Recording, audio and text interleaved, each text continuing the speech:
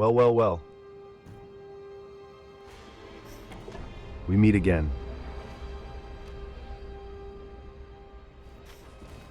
This time, it is finally Deep of Night 3. We need to play more focused. This is my relic build.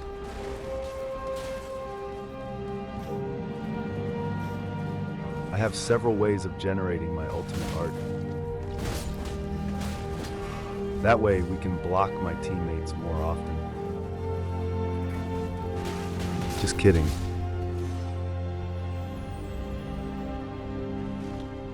More ultimate arts for me means more ultimate arts for my Undertaker.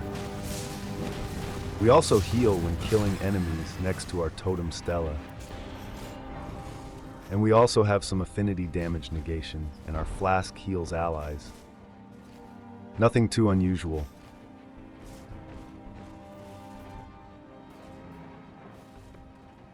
Limvold looks especially beautiful today. It is probably because of today's final boss, which is hidden.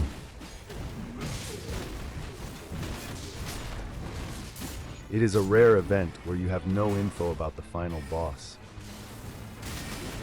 You lose 200 fewer points or win 100 more points at the end. This event can only happen at Deep of Night 3 or above. To hide clues from you, the map is green with a clear sky.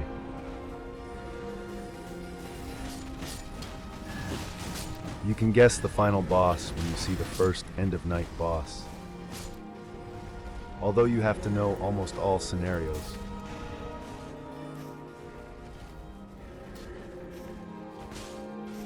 There is also an event where the map and structures are hidden, and you are forced to look at the horizon and take decisions based on what your eyes can see. These type of events are really cool, in my opinion. They somewhat make the game feel more alive. Not being able to see who the final boss is makes your build more interesting, because you are forced to have a plan B.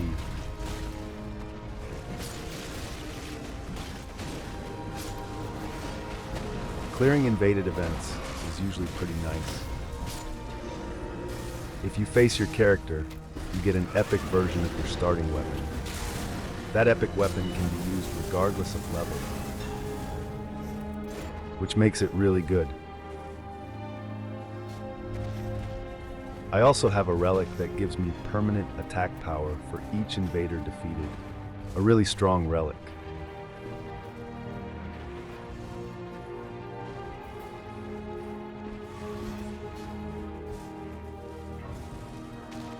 Juicy Flask Charge.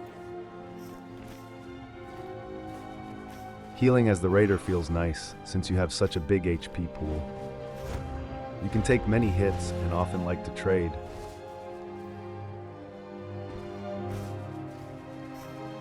Libra event. It has been a while since I last saw it. Damn, he even has a symbol of avarice for me. Lucky me. The Libra event also gives you more damage based on the amount of runes you have. So having extra runes will be good, even if we can't spend them to level up. God, I hate this boss. He is always jumping and running around.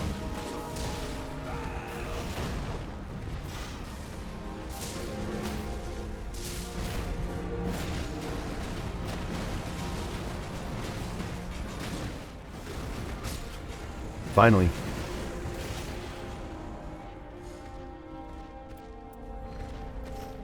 Item discovery. So maybe I will be offered a cool weapon. As you can see, our teammates are an Undertaker and a Revenant.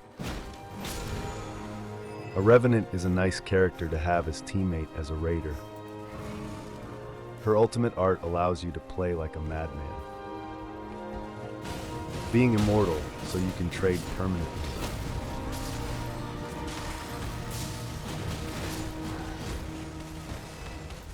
Damn, even more runes from defeated enemies.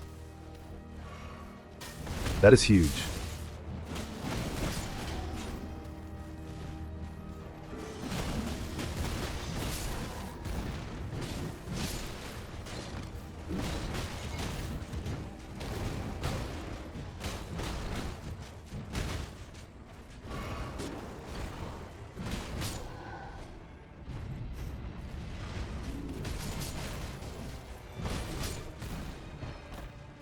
Getting defensive passives is a little bit tricky when you don't know who you are facing. I took holy damage negation, but it might be useless.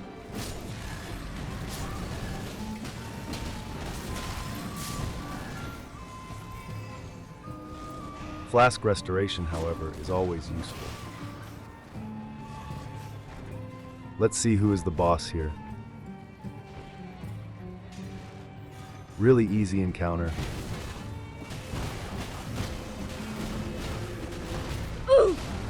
Whoops, the continuous HP loss got me killed.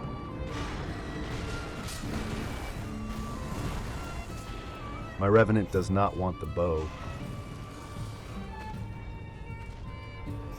Taking damage boosts damage negation is great as the raider. So good news.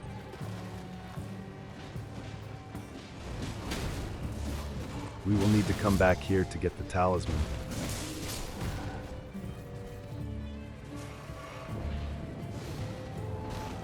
We are level 10 already, almost level 11.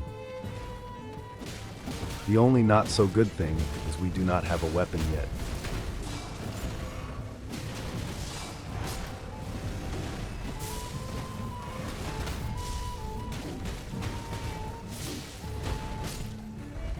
I have to say, there is a big difference in the difficulty of end-of-night bosses. This one is a meme, I feel. I do not think I have ever wiped to this boss.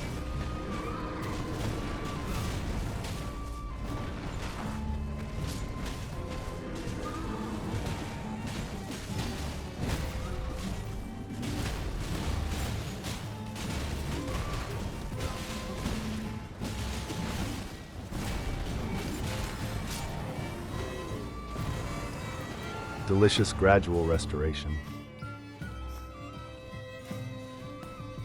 Back to get our talisman.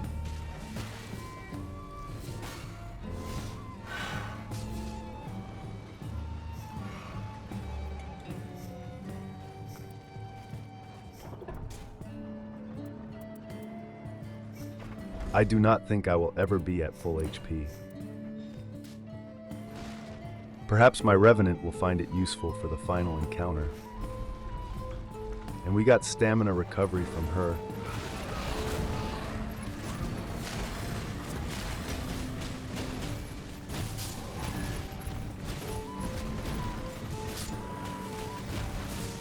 Physical damage negation. We are making a solid defensive build, which is great, in my opinion.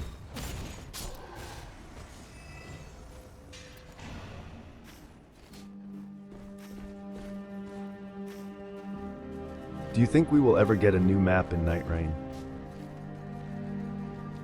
I would say, I would rather have more events and map modifications than a new map. I think that way you get more variety, which is what you look for in a roguelike.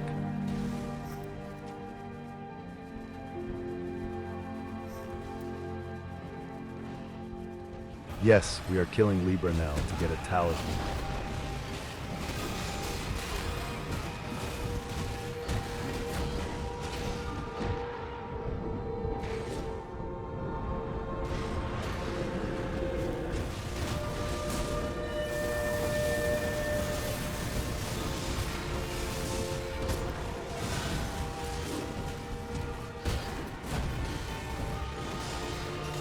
Two hours later.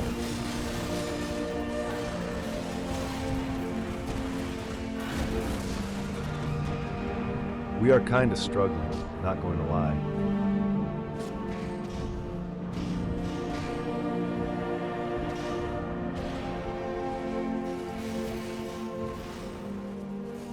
Nothing to get crazy about.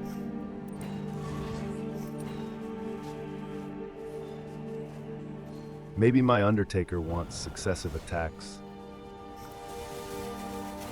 I dropped my symbol of avarice in favor of the max HP talisman. I think I did it because I do not need it to reach level 15. In hindsight, I think it is a mistake.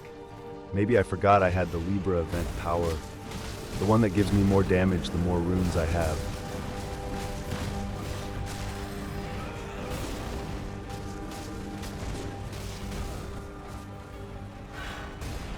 Going back to the map variations, I think adding more castle variants, or maybe even new structures to replace the castle would be cool. Imagine a tall tower in the middle of the map, or a giant ancient temple.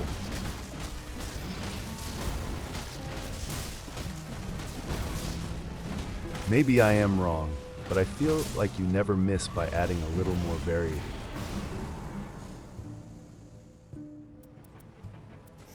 It looks like we have a weapon now.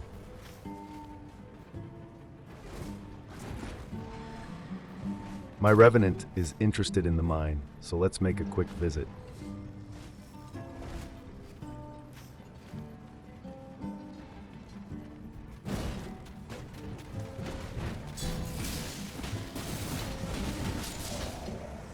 A purple smithing stone or a torch.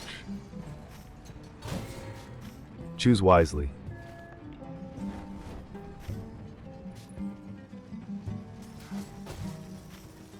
A torch-based character would be funny, to be honest. I do not think it will ever happen unless they add a crazy new mechanic. There is not a big amount of torches, anyway.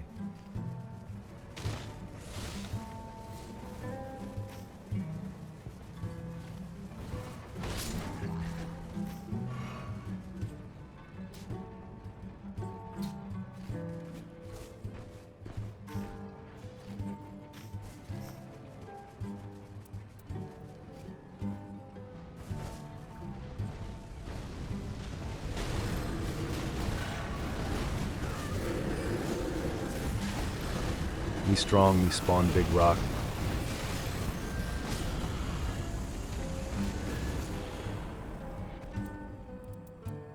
Vike's War Spear is great in case we face Libra.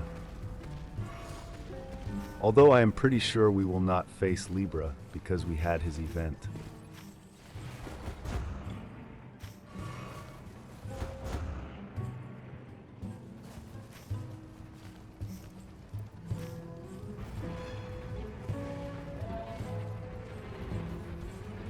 We are trying to kill as much bosses as we can. The weapon's art of war is kind of funny. Spawning these little magic projectiles, making me a wizard.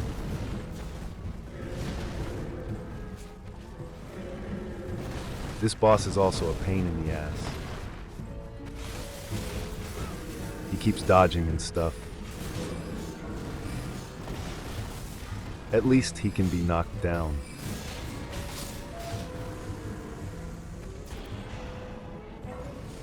My flask healing is going to be crazy.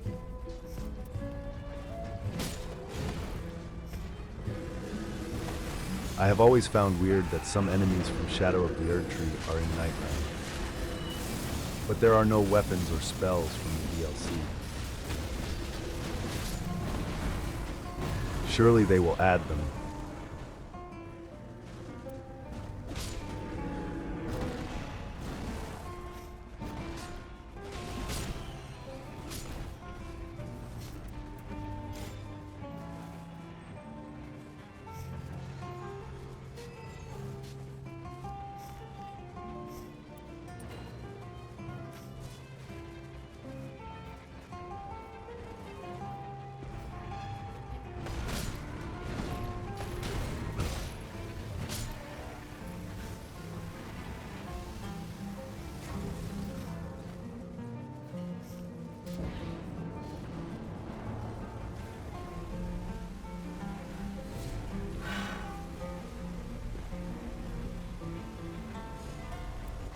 That weapon is a banger.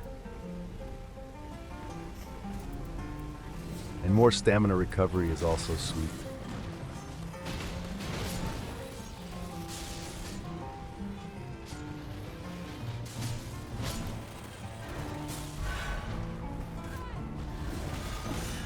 This boss has a weird hitbox. Sometimes it feels like you are unable to reach him.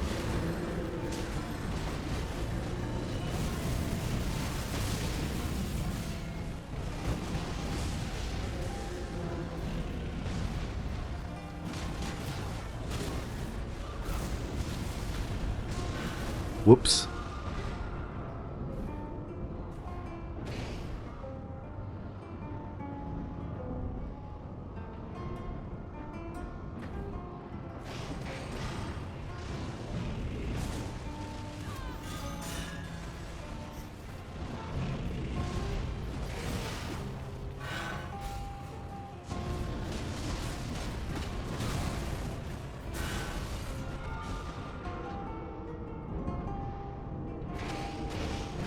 This boss is truly a patience check.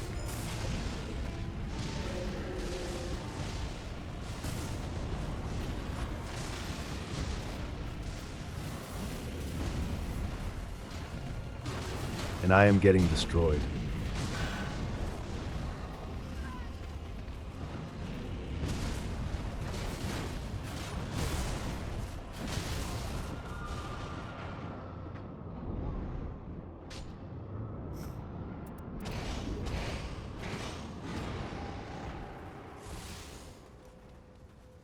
I have more than enough defense to justify getting stamina here.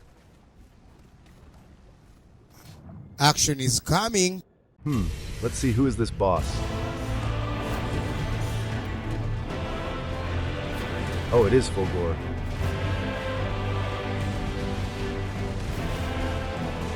He is resistant to holy, so I will not use the holy weapon.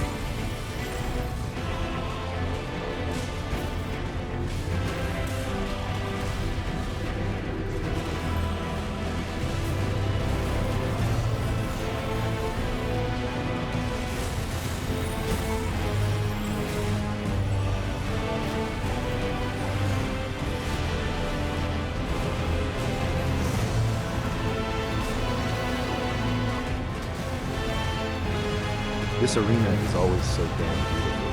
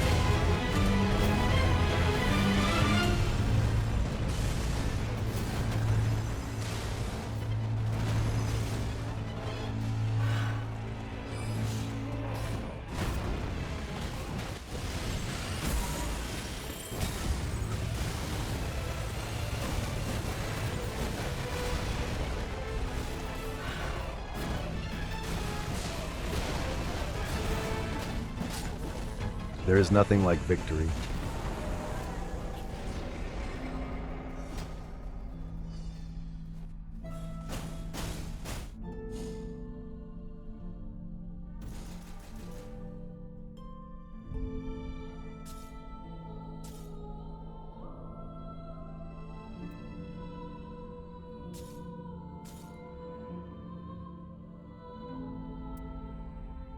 Interesting relics.